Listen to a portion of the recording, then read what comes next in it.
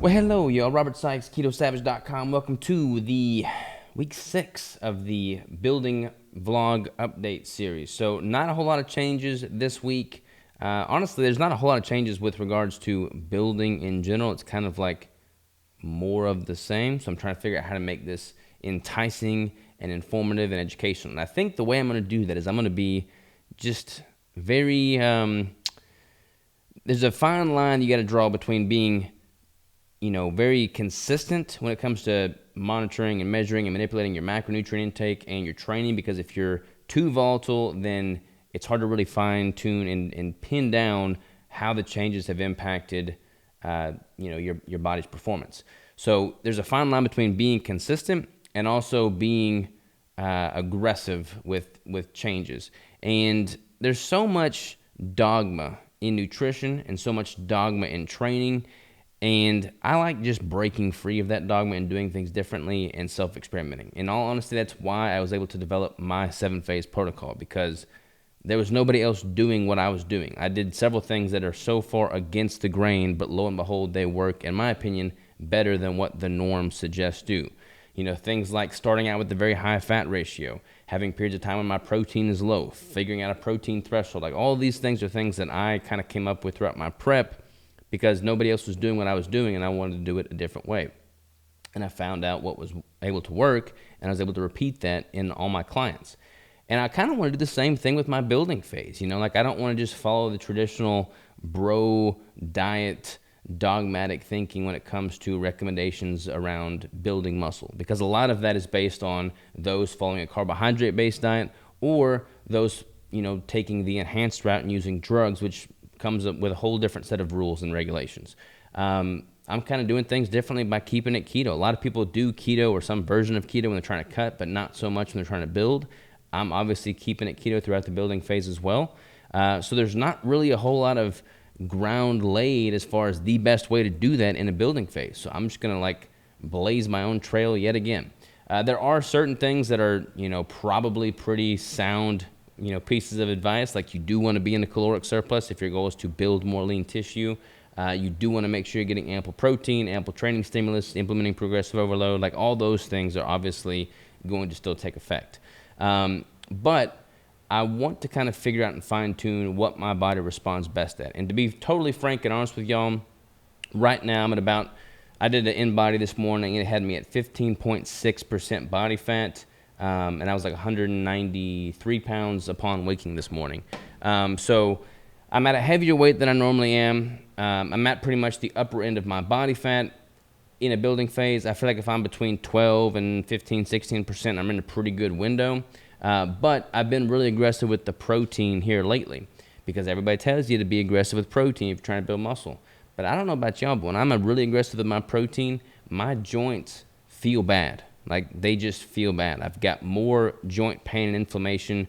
I've got more gluconeogenesis as a effect of having that bolus of protein. Yes, I know it's demand driven more so than supply driven, but if you're consuming a ton of protein, you're going to have more gluconeogenesis as a byproduct. That's just the way it works. So I think my body would benefit from a period of a higher fat ratio, even though I'm in a building phase right now. So I may start playing around with that.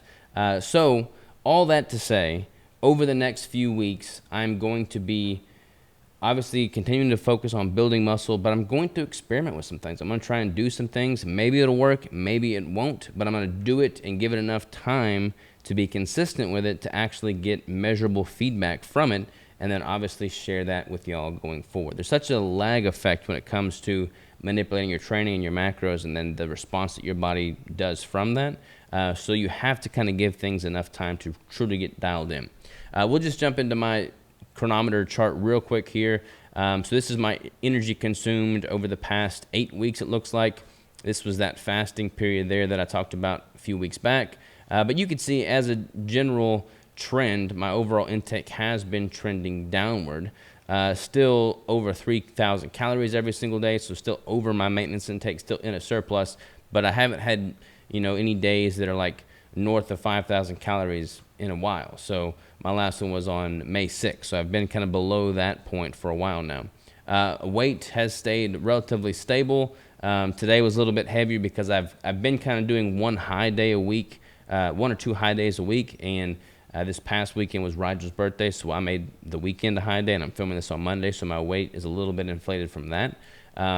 But again, between 189 and 192, 193 has been pretty much where I've been settling out, which again is about 10 pounds over the weight that I was upon starting my competition prep for 2023. And I feel like my composition is pretty much on par with what it was at the start of my prep then. So it's relatively safe to say that I've got about 10 more pounds to work with now than I did then, and I don't think it's all coming from body fat. So I feel like I've certainly built muscle more so than I would have expected to in the deficit for as long as I was, but I'm not complaining about it.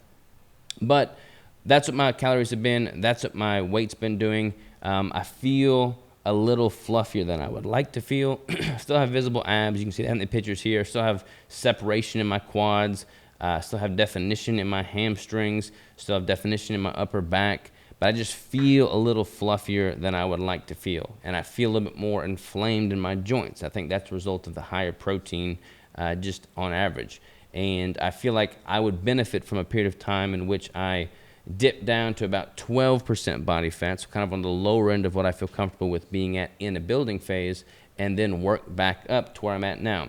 So I'm going to do some thinking. I'm going to map out some strategies, but I can honestly see myself kind of modulating my composition from 12 to 16% on a somewhat recurring basis as I stay in the building phase, but try to do so in a healthy manner. I don't want to be just in this perpetual bulk state where I get bigger and bigger and bigger, because there is a point of diminishing returns, and at that point you're just eating more food because you're an ass, and that's not really beneficial either. Like, you want to have a goal, you want to have a plan, and you want to be able to measure the outcome of your inputs based off of your performance metrics, how you're feeling, how you're looking, all that stuff. I'm pretty much to the upper end of where I feel comfortable looking at a building phase. I am though some more joint pain, like I said, so I kind of want to reel things back a little bit, but I'm going to be creative in how I do that. I might try and have a stint in which I do a very high fat ratio, very low protein, see what that does in the context of a building phase, and then I might flip the script, keep calories equated for, and try on the other end of the spectrum. I get so, caught up in what the science shows, what the studies illustrate, what everybody else is doing. When I just step back and take a stock of what I'm doing, it's like, why would I follow what everybody else is doing? I haven't really followed their advice from day one, and I've done better when I deviate from it. So I'm probably going to deviate from it in the building phase here as well. So all that to say, it's kind of where my head's been at here lately. Hopefully that's been somewhat informative for you.